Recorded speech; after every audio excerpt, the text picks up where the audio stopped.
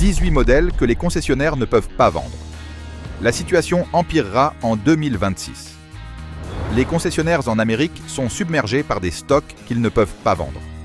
Des modèles neufs de 2025 et 2026 sont garés sur les lots sans acheteur en vue. Nous avons utilisé les données de CarEdge pour découvrir les 18 modèles bloqués chez les concessionnaires sans acheteur en 2026. Cela inclut un SUV populaire avec plus de 35 000 unités accumulées. La situation empirera dans les mois à venir car les fabricants continuent de produire et personne n'achète. Aujourd'hui, nous allons vous révéler quels sont les véhicules avec les pires ventes et pourquoi personne ne les veut. C'est une information précieuse pour éviter d'acheter des véhicules qui se déprécieront rapidement. Allons du mauvais au pire. Commençons. Rang 18, Nissan Ariya. Le Nissan Ariya s'accumule avec 168 jours de stock et plus de 5000 unités chez les concessionnaires. Le prix moyen de vente est de 44 000 $. Nissan a misé gros sur l'Ariya comme sa réponse électrique pour l'avenir, mais le marché ne répond tout simplement pas. Le principal problème est le prix. 44 000 $ pour un SUV électrique de Nissan, alors que tu peux obtenir un Tesla Model Y avec une meilleure infrastructure de recharge et une plus grande reconnaissance de marque pour un prix similaire, voire moins. Les gens n'ont pas confiance en Nissan pour les véhicules électriques de la même manière qu'ils ont confiance en Tesla ou même Hyundai. L'autonomie de l'Ariya est correcte avec jusqu'à 300 miles, mais le vrai problème réside dans le réseau de charge rapide. Les propriétaires rapportent qu'il est un cauchemar de trouver des bornes compatibles comparées au réseau de superchargeurs de Tesla. L'intérieur est joli et spacieux, mais les matériaux ne justifient pas le prix premium. Nissan a aussi des problèmes de fiabilité dans son historique récent. Les transmissions CVT défectueuses et les scandales de qualité ont terni la réputation de la marque. Les acheteurs se demandent pourquoi prendre un risque avec un électrique de Nissan quand il existe des options plus fiables. Le service est un autre point faible. Les concessionnaires Nissan ne sont pas préparés pour entretenir des véhicules électriques complexes. Les techniciens manquent de formation spécialisée et les pièces prennent des semaines à arriver. L'Ariya est un produit solide sur le papier, mais Nissan n'a ni l'infrastructure ni la confiance des consommateurs pour le vendre avec succès. Rang 17, Cadillac XT4. Le Cadillac XT4 est assis avec 170 jours de stock et plus de 6200 unités s'accumulant sur les lots. Le prix moyen de transaction est de 41 000 $. Le XT4 devrait être le point d'entrée du luxe américain, mais il échoue lamentablement. Le problème est brutal. Le XT4 n'est pas assez bon pour justifier le prix de Cadillac et n'est pas assez bon marché pour rivaliser avec les SUV compacts premium. On paie pour le logo Cadillac, mais on obtient une qualité qui n'est pas à la hauteur. Le moteur turbo de 2 litres semble faible et bruyant. Les concurrents allemands comme l'Audi Q3 et le BMW X1 offrent un meilleur raffinement. L'intérieur est là où ça déçoit vraiment. Les matériaux plastiques bon marché sont partout.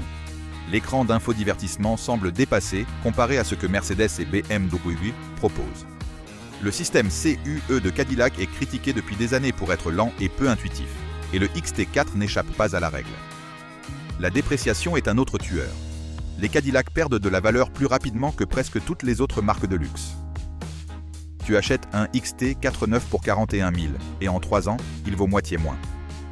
Les acheteurs avertis savent cela et ne mordent tout simplement pas à l'hameçon. GM tente de redonner vie à Cadillac en tant que marque de luxe premium, mais des produits comme le XT4 montrent qu'ils ont encore un long chemin à parcourir. La concurrence est féroce dans le segment des SUV compacts de luxe et le XT4 n'a tout simplement pas ce qu'il faut pour rivaliser. Il est moyen dans tout, performance, intérieur, technologie et valeur de revente. Rang 16, Subaru A100. Le Subaru A100 accumule 173 jours de stock avec plus de 7000 unités chez les concessionnaires. Le prix moyen est de 39 000 $. L'A100 est le SU5 à 3 rangées de Subaru, mais il lutte dans un segment extrêmement compétitif. Le principal problème est le moteur. L'A100 utilise un moteur turbo de 2 litres 4 cylindres à plat qui semble bien sur le papier, mais qui est problématique dans la pratique. Les propriétaires signalent une consommation excessive d'huile, un problème qui affecte Subaru depuis des années. Certains moteurs consomment un quart de litre d'huile tous les 1000 miles, ce qui est inacceptable pour un véhicule familial neuf. La consommation de carburant est médiocre. 18 miles par gallon en ville et 24 sur autoroute, n'impressionne pas lorsque des concurrents comme le Honda Pilot et le Mazda CX-90 offrent une meilleure efficacité. Avec des prix de l'essence élevés, les familles recherchent des véhicules plus économes en carburant. L'intérieur est spacieux, mais les matériaux semblent bon marché pour le prix. Le système d'infodivertissement Starlink de Subaru est lent et frustrant à utiliser. L'interface est maladroite et les mises à jour logicielles n'ont pas résolu les problèmes fondamentaux de conception. La troisième rangée est réservée aux enfants en bas âge. Les adultes ne peuvent pas y tenir confortablement, ce qui contredit l'idée d'un SUV à 3 rangées. Des concurrents comme le Kia Telluride offrent des troisièmes rangées utilisables pour les adultes. Subaru a une base de fans loyaux, mais l'Ascent ne séduit même pas cette base. Les problèmes de moteur, la faible efficacité et l'intérieur médiocre poussent les acheteurs vers des options plus fiables et raffinées. Rang 15. Volkswagen Atlas Cross Sport. Nous commençons au rang 15 avec le Volkswagen Atlas Cross Sport, qui accumule 176 jours de stock et plus de 8300 unités chez les concessionnaires. Le prix moyen est de 46 600 $, et les acheteurs cherchent d'autres options. L'Atlas Cross Sport essaie d'être tout pour tout le monde, mais finit par n'être rien de spécial pour personne. C'est essentiellement un Atlas standard auquel on a coupé la troisième rangée et ajouté un toit incliné pour lui donner un look plus sportif. Le problème, c'est que tu paies presque le même prix qu'un Atlas à 3 rangées, mais tu obtiens beaucoup moins de praticité. Le nom Cross Sport n'aide pas, car il n'est pas sportif de la manière dont les gens l'attendent. Il ne semble pas particulièrement agile sur la route et n'est pas non plus un héros du tout-terrain. Les plaintes sur la technologie de VW, l'infodivertissement et les commandes tactiles sensibles sont un point faible constant. Les propriétaires mentionnent constamment l'écran lent, les commandes tactiles capricieuses et les pannes aléatoires de CarPlay. Quand tu dépenses plus de 40 000 $, ce genre de nuisance quotidienne vieillit vite. L'Atlas Cross Sport a une crise d'identité, et le marché rejette son manque de définition et sa proposition de valeur faible. Rang 14. Audi A6. L'Audi A6 est assis avec 177 jours de stock sur le marché et presque 2900 unités qui accumulent de la poussière sur les lots. Le prix de transaction moyen est de 67 700 $. L'A6 est une voiture magnifique, élégante, rapide, avec cette ingénierie allemande premium. Mais il y a un énorme problème. Plus personne ne veut de berline, surtout des berlines à 68 000 $. Les hausses de prix récentes d'Audi ont poussé l'A6 dans une catégorie où les acheteurs préfèrent un crossover haut de gamme. Si tu veux vraiment une berline de luxe, tu choisis la BMW série 5 ou la Mercedes classe E, toutes deux avec un plus grand prestige de marque dans le monde des berlines. Audi a essayé d'adoucir l'offre en lançant 3 ans de maintenance gratuite avec chaque A6, mais les clients ont répondu « non, merci ». Le marché des berlines est en déclin, et l'A6 est victime de la tendance irrésistible vers les SUV et les crossovers. 68 000 $, c'est un prix prohibitif pour une catégorie en déclin. Rang 13. Mitsubishi Eclipse Cross. Le Mitsubishi Eclipse Cross s'accumule avec 178 jours de stock et plus de 2700 unités non vendues. Le prix moyen de vente est de 30 000 $. Soyons honnêtes, Mitsubishi en tant que marque survit à peine en Amérique. L'Eclipse Cross est censé rivaliser avec des poids lourds comme le Honda CR5 et le Toyota RAV4, mais il arrive à un combat armé avec un couteau à beurre. Le moteur de 1.5 litres manque de puissance. Les propriétaires disent littéralement qu'il n'a aucune accélération et qu'il est dangereux de s'engager sur l'autoroute. L'économie de carburant est médiocre, au mieux, alors que les concurrents offrent des hybrides à 40 miles par gallon. Les systèmes de sécurité ont des avis terribles et sont à peine audibles. Voici le clou du spectacle. Même à 30 000 $, qui devrait être compétitif, les gens choisissent de dépenser un peu plus pour un Mazda ou Subaru qui offre une technologie moderne et ne semble pas fonctionner avec des pièces de 2015. De plus, le réseau de concessionnaires Mitsubishi se rétrécit. Certains acheteurs doivent conduire plus d'1 heure pour un travail de garantie. Quand tu ne peux pas obtenir un service facilement, pourquoi achèterais-tu un véhicule ? Mitsubishi traverse une lente agonie en Amérique et l'Eclipse Cross est un symptôme d'une marque mourante. Rang 12. Kia Sorento.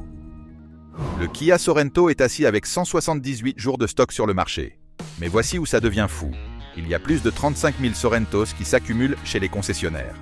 Le prix de transaction moyen est de 40 000 $. Que se passe-t-il ? D'abord, Kia a construit trop de véhicules et maintenant ils se cannibalisent eux-mêmes leur propre ligne. Les acheteurs économisent de l'argent et prennent le Sportage, ou dépensent un peu plus pour le Telluride, qui est beaucoup plus populaire. Le Sorento est pris au piège comme l'enfant du milieu que personne ne veut vraiment. Deuxièmement, les problèmes de performance et de fiabilité commencent à s'accumuler. Le moteur de base manque de puissance. Les propriétaires se plaignent de vibrations dans la transmission, de glissements, et des pannes électriques apparaissent partout. Avec 35 000 unités qui s'entassent, les concessionnaires vont être noyés sous les Sorrentos pendant un moment. Kia fait face à une surproduction massive et à un positionnement de marché confus. Le Sorento en paie le prix. C'est l'inventaire le plus élevé de la liste après le Compass, ce qui montre une grave erreur stratégique. Rang 11. Jeep Gladiator. Le Jeep Gladiator s'accumule rapidement avec 181 jours de stock et près de 19 400 unités chez les concessionnaires américains. Le prix de transaction moyen est de 34 400 $. On pourrait penser que les acheteurs se précipitèrent dessus, mais ce n'est pas le cas. Le Gladiator a eu son moment lorsqu'il est sorti. Les fans de Jeep adorent l'idée d'un Wrangler avec une benne de camion, mais cet engouement initial s'est complètement dissipé. Il s'avère que le Gladiator n'est ni un grand Wrangler, ni une grande camionnette. Comme camionnette, il est terrible. La benne est courte, la capacité de charge est faible, et tu ne peux pas remorquer près de ce que peuvent faire une Tacoma ou un Colorado. Comme tout terrain, il est lourd et maladroit comparé à un Wrangler standard. Ce qui le tue réellement, c'est le prix. Les Gladiators bien équipés atteignent 50 à 60 000 $. Pour cet argent, tu obtiens une bien meilleure camionnette ou un bien meilleur SUV. Son historique de fiabilité n'aide pas non plus. Le Gladiator est un créneau trop étroit à un prix trop élevé. La proposition de valeur s'est effondrée. Rang 10, GMC Sierra EV. En 10e position, nous avons notre plus grand obstacle dans le domaine des véhicules électriques, le GMC Sierra EV. C'est une camionnette électrique énorme et, comme il s'avère, elle a énormément de choses fondamentalement erronées. Le stock de 184 jours raconte l'histoire. Avec plus de 3000 unités qui attendent d'être vendues à un prix moyen de 77 562 $, elle est devenue un presse-papier coûteux pour les concessionnaires. Selon Carriage, il ne bouge tout simplement pas. La raison en est la crainte de problèmes de fiabilité et de défaillance logicielle. Il y a déjà des rapports de dysfonctionnement du contrôle de stabilité, ainsi qu'un mécontentement croissant concernant les véhicules électriques au niveau des concessionnaires, où de nombreux techniciens ne sont tout simplement pas formés ou équipés pour les réparer. C'est ce qui tue réellement l'affaire. Si tu dépenses près de 80 000 $ pour une camionnette, tu t'attends à ce qu'elle fonctionne. Tu ne t'attends pas à devoir attendre 3 mois pour un module de contrôle pendant qu'elle reste désactivée derrière la baie de service. Le Sierra EV a un problème d'infrastructure de service, de fiabilité et un prix exorbitant. C'est une combinaison mortelle. Rang 9. Audi A3. En 9e position, la berline d'entrée de gamme d'Audi s'accumule avec 189 jours de stock et près de 2000 unités chez les concessionnaires. Le prix de transaction moyen de l'A3 est de 43 500 $. L'A3 était autrefois le point d'entrée chez Audi, la voiture que l'on achetait pour goûter au luxe pour la première fois. Mais Audi est devenu trop avide. L'A3 2026 commence à plus de 41 000 $. Ce n'est plus un modèle d'entrée de gamme. C'est un prix plutôt moyen. Les jeunes professionnels qui étaient autrefois la cible du marché pour l'A3 sont complètement hors de prix. Ils achètent des voitures de luxe d'occasion de quelques années pour bien moins cher. L'A3 est victime de son propre mauvais positionnement tarifaire. Ce n'est pas assez bon marché pour être une entrée de gamme et ce n'est pas assez spécial pour justifier un prix premium. Il est simplement là, sans aucune définition claire de sa proposition de valeur. Audi a perdu le nord avec sa stratégie de prix pour l'A3 et paie les conséquences avec un stock massif. Nous arrivons à la moitié de la liste des 15 modèles que les concessionnaires ne peuvent pas vendre. Les 8 prochains incluent les échecs les plus spectaculaires de l'industrie, des véhicules inattendus, des stocks records et des pertes de millions. Nous allons parler des véhicules électriques ratés, des muscles cars oubliés et des marques en souffrance. Le numéro 1 vous laissera sans voix. Continuons. Rang 8. Hyundai Ioniq 5. Le Hyundai Ioniq 5 est assis avec 190 jours de stock et plus de 10 600 unités accumulées chez les concessionnaires. Le prix moyen de vente est de 47 900 $.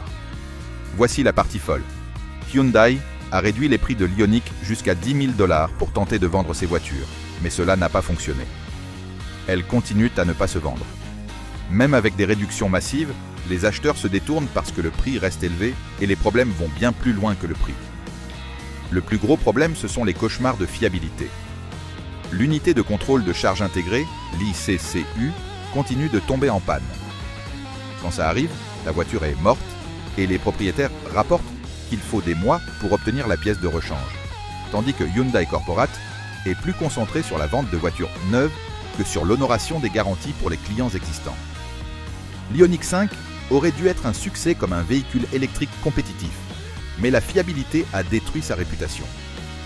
Le service client médiocre de Hyundai laisse les propriétaires coincés pendant des mois sans que la garantie soit respectée. Les remises de 10 000 $ ne suffisent pas. Personne ne veut acheter une bombe à retardement. Rang 7T. Chrysler Pacifica. La Chrysler Pacifica s'accumule avec 194 jours de stock et plus de 16 400 unités chez les concessionnaires américains sans acheteur. La Pacifica devrait être un véhicule familial solide avec ses sièges Stow & Go et son intérieur spacieux, mais les cauchemars de fiabilité tuent les ventes. D'abord, la transmission, changement brusque, hésitation, secousse et panne complète dès 15 000 miles. Pire encore, les transmissions de remplacement sont en commande en attente indéfinie, laissant les propriétaires coincés sans voiture de prêt. Les problèmes du moteur incluent des bruits de cliquetis, des voyants de contrôle moteur allumés à cause de l'accumulation de carbone et des arrêts aléatoires.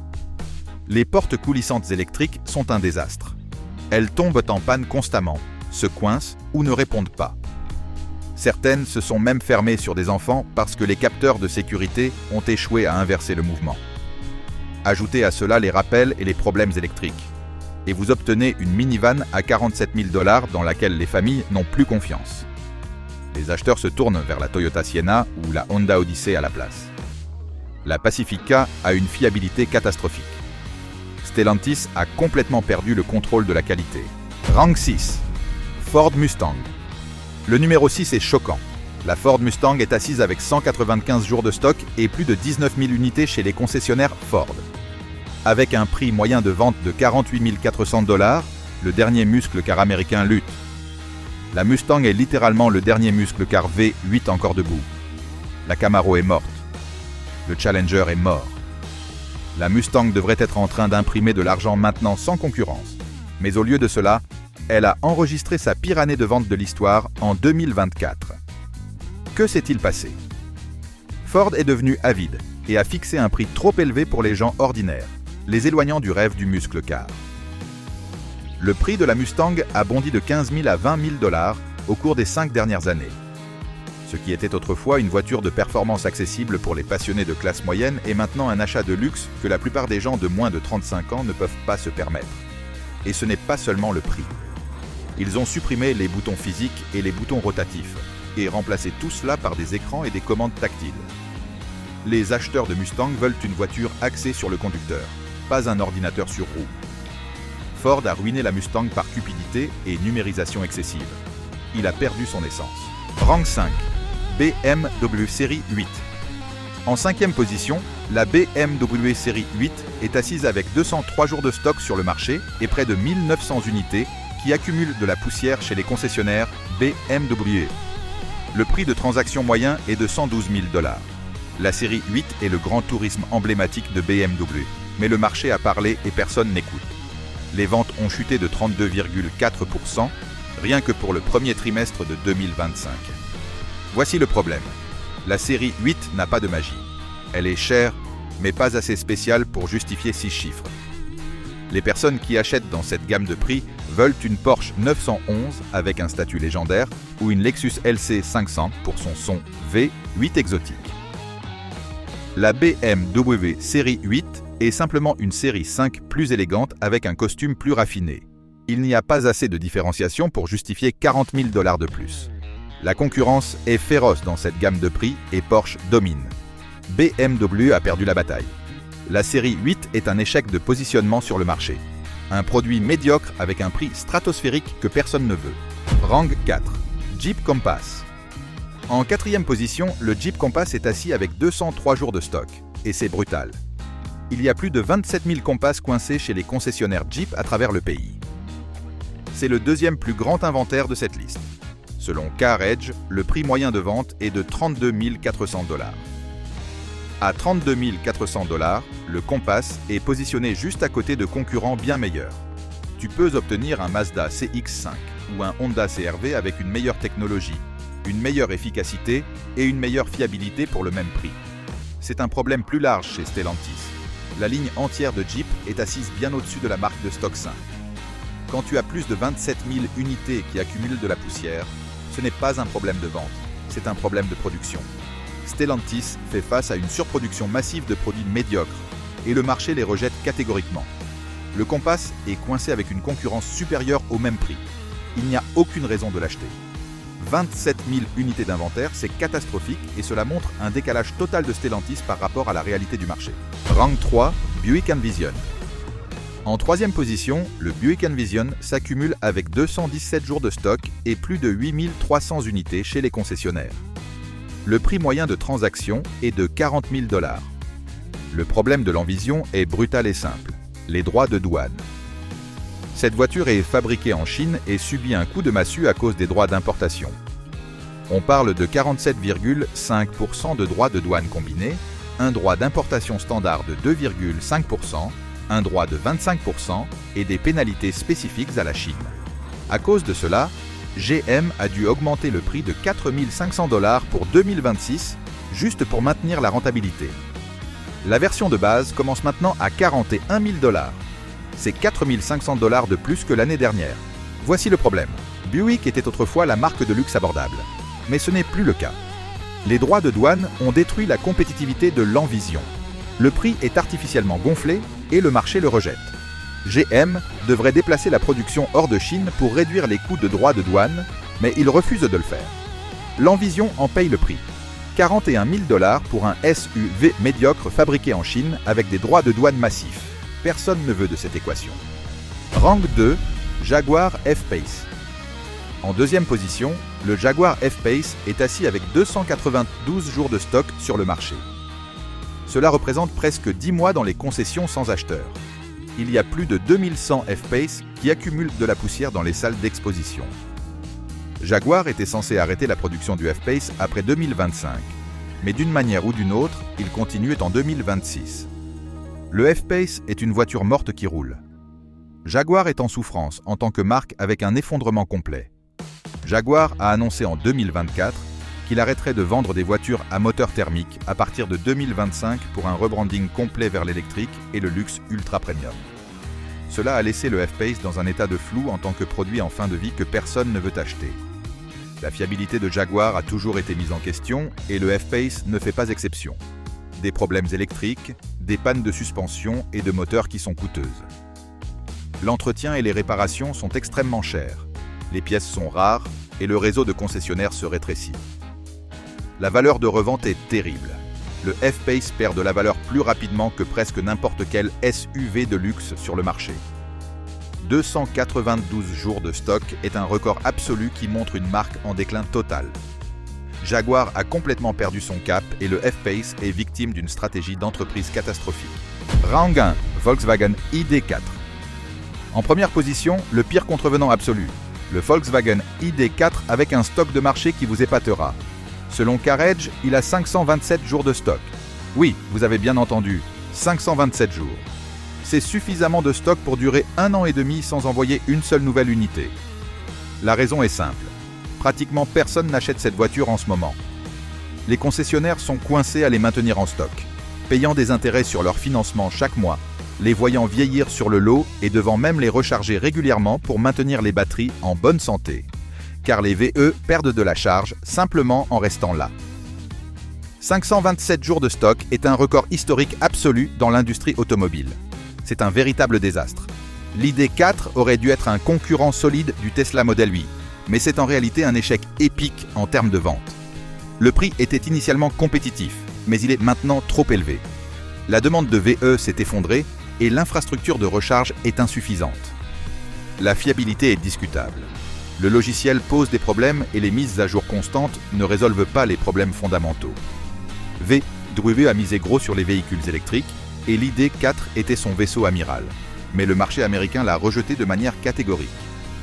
Les concessionnaires sont désespérés. offrant des réductions massives et des baux à des prix cassés, mais personne n'en veut. 527 jours de stock signifie qu'il faudra attendre 2027 avant que l'inventaire actuel soit épuisé au rythme de ventes actuelles. VW traverse une crise existentielle avec les véhicules électriques, et l'ID4 est l'échec le plus visible et le plus coûteux. Les concessionnaires perdent des millions avec des stocks qui s'accumulent, se déprécient, et qu'ils doivent recharger chaque mois, tout en payant des intérêts. L'ID4 est une leçon d'avertissement pour l'industrie automobile. On ne peut pas forcer les consommateurs à acheter des véhicules électriques qu'ils ne veulent pas ou dont ils n'ont pas besoin. L'infrastructure est insuffisante, les prix sont élevés et la fiabilité est discutable. C'est une combinaison fatale. VW doit repenser complètement sa stratégie électrique car l'ID4 est commercialement mort. Voici les 15 modèles que les concessionnaires ne peuvent pas vendre et la situation ne fera qu'empirer en 2026. Volkswagen Atlas Cross Sport, Audi A6, Mitsubishi Eclipse Cross, Kia Sorento, Jeep Gladiator, GMC Sierra EV, Audi A3, Hyundai Ioniq 5, Chrysler Pacifica, Ford Mustang, BMW Série 8, Jeep Compass, Buick Envision, Jaguar F-Pace et Volkswagen ID4. Des stocks historiques records, des jours de stock stratosphériques et des pertes massives pour les concessionnaires.